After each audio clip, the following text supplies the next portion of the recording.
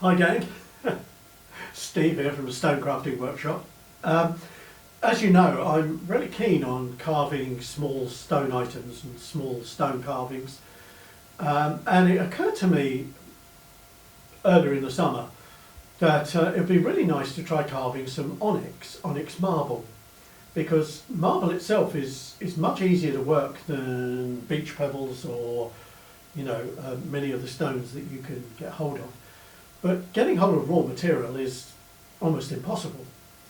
And it then occurred to me that there is a way of collecting onyx in England for crafting purposes. So join me now and I'll show you what I managed to gather up on just a few quick trips local to me.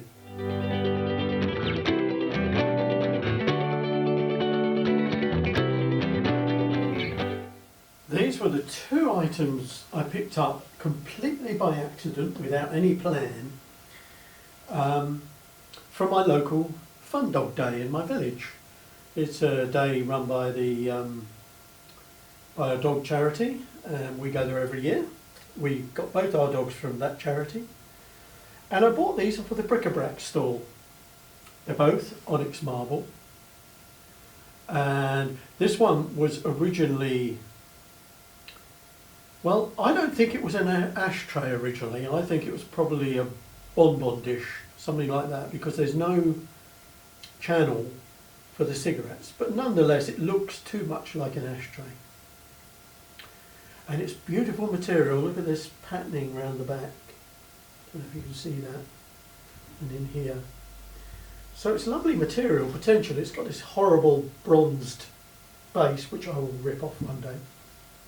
And I also picked up this. Now I happen to know what this is. It's the base for a cigarette lighter. There used to be a cigarette lighter fitted in there. And at one time they were really trendy, but can you imagine lifting that up to light your cigarette or cigar or something? I don't know. Anyway, that part's gone. And I paid the princely sum of 50p each for those. And as I say, that set me thinking about what I could do by simply chopping these up and using the bits to make up small pieces of jewellery and pendants and earrings and little carvings. Let's go on to my second adventure into onyx hunting. These three pieces here I got from the local Scout jumble sale. Not a great haul, but they literally cost me pennies. I think I paid 20p or 30p for the lot. But this, in terms of material, is just the most beautiful onyx. It's probably Egyptian or Turkish onyx, something like that. Onyx is produced from all around the world. The green onyx I tend to associate with being Pakistan onyx. And the more honey-coloured one I tend to think is probably Egyptian or Turkish. But I don't know that. There's no way of telling. And then there's these two odd little stone boxes. I've no idea where they came from. I don't even know what the stone is or the marble is. This one's got inlaid mother of pearl. That one's lost its lid, sadly. Can't imagine what I'm going to do with those, but as I say, pennies. Just cost me pennies. So I started to get ambitious, and I thought, where can I go and get more of this stuff? This little collection here was I collected on my first foray to a local car boot sale. And I'll keep it all together for a second, and if I tell you that I paid less than £6 for all of these, you can see how cheap this stuff is. It's just, because they, in this form, they're just simply knickknacks that people, dust collecting ornaments on fireplaces. People don't value them very much. Some of these I literally paid pennies for. Let's have a quick look at them one at a time. There's a beautiful clear onyx vase here. That's the loveliest material ever. These things are turned out as tourist pieces and export pieces in places like Egypt and Pakistan. This little ashtray I'm not actually sure it's Onyx, but it's very Onyx-like. Again, I would pull that, I'll pull that off. Who the heck wants an ashtray nowadays? But really beautiful, interesting colour on that. I mean, that is stunning. That's as good as any agate. And the same with this little set. Look, it's actually perfect. And again, I paid pennies for it. I went round at the end, towards the end of the car boot sale, and I thought, this is astounding. I went thinking I wouldn't get much. You just start to think, what can I make with that? I mean, that's a lovely material, just the loveliest material ever, I think. As I say, I think it's as good as agate.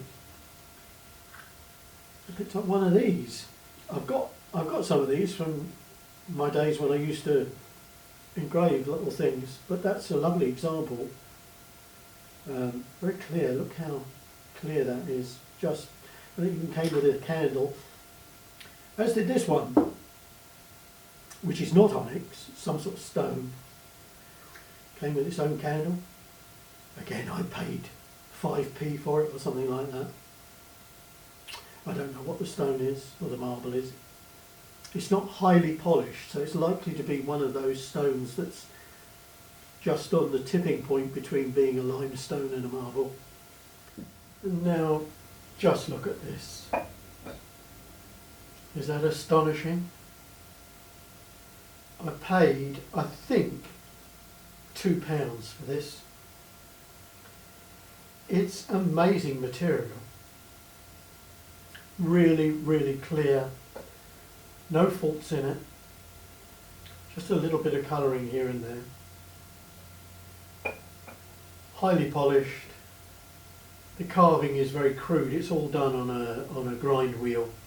And if you look closely, you can see the grind marks and what have you. But then they buffed it and polished it to death, really. It does make you wonder if carving marble like this, even like this, and then not polishing it, or only part polishing it, might be a nicer aesthetic.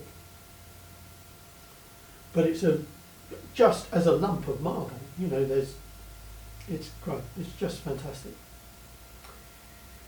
This box was the actual prize of the day, I thought. Wonderful clear onyx.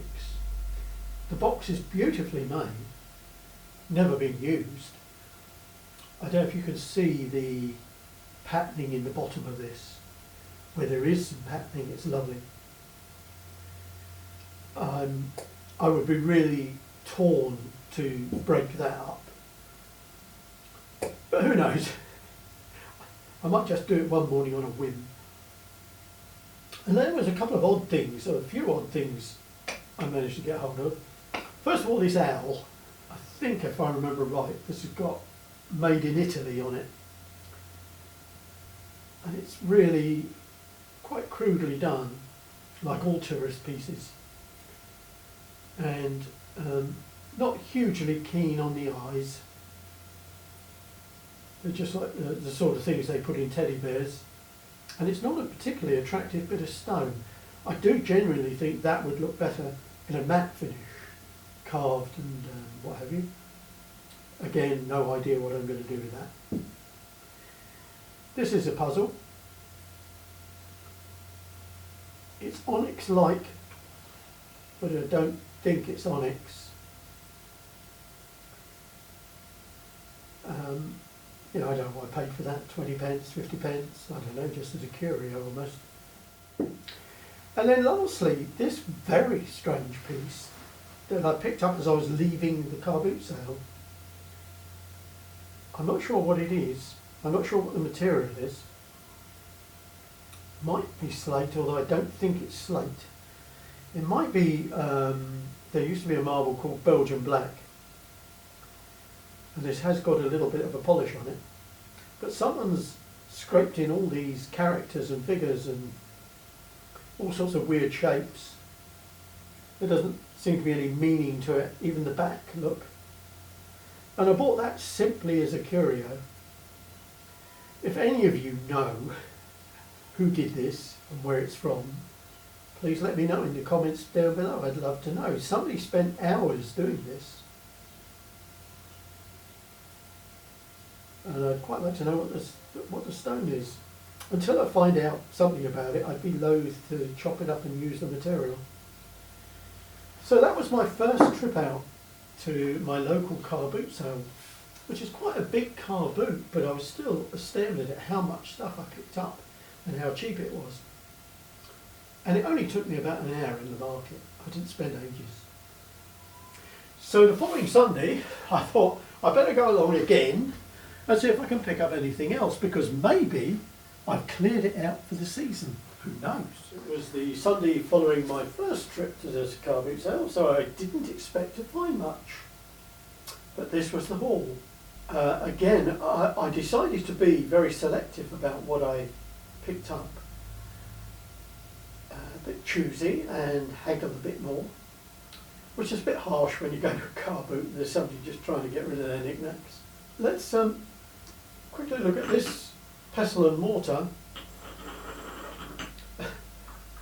I didn't really want it, and I showed a vague interest, and they said have it for 50 pence. So they twisted my arm. But this kind of marble I would suggest you are careful of, because it's a kind of crystalline marble. I don't know if you can see the grain structure looks crystally, and that's going to be, I think, difficult to carve. But I'll give it a go and I'll let you know how I get on if it's any good at all. I picked up another of these Onyx candle holders. They seem to be everywhere. And I really wish I hadn't bought that one. There you go. Only cost me about 20p or something. I picked up this swan. It's astounding, isn't it? Look. Really nice, attractive onyx. They've used the banding in a really nice way.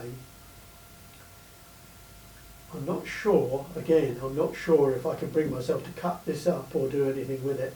It's almost really nicely done. A few pence. Don't know what I paid for that. I know on this trip, as I say, I only paid less than a fiver, £4 or £5 for the whole lot. I found these two marble eggs, the last knockings. It's very blue coloured stone here. I assume it's a marble because it's polished. It's badly scratched and what have you, but that doesn't worry me. I'm wondering if it's a genuine blue or it's been dyed. There are a lot of tourist stones and these kind of knick-knack stones are dyed. This one is a nice green, and again I paid 50 pence for the two of them or something like that. Big, really chunk of onyx. I think it's onyx, something like onyx. Actually, in fact, it doesn't look like onyx, it looks like something slightly different, but still a really nice bit of marble. Ashtray, so that will definitely get chopped up. Pear, anybody? A marble pear carved in Italy. It says they're alabaster. Alabaster, there you go. I don't know any better, so let's assume that it's genuinely alabaster. I don't know what that is. Plastic, I think. This was an oddball.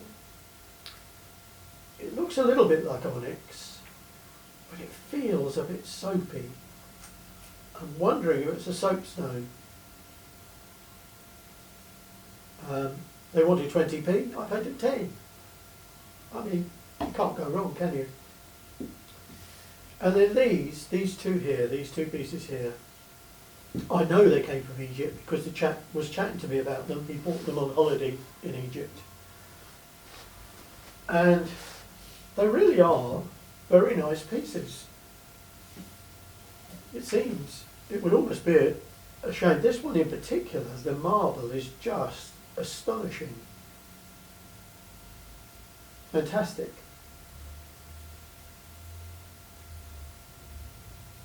Really nicely made.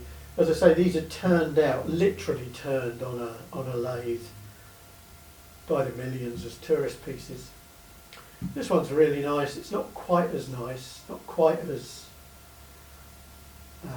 colourful, but it's still really nice. He was asking £4 each for them. There's a label on there, look, £4. And I think I gave him a couple of quid each for them because they were nice. And but I'm going to struggle to cut that one up. But who knows, you know, in 6 months' time I might have so much of this stuff that I'll be cutting up the really nice ones. So there you are. Another successful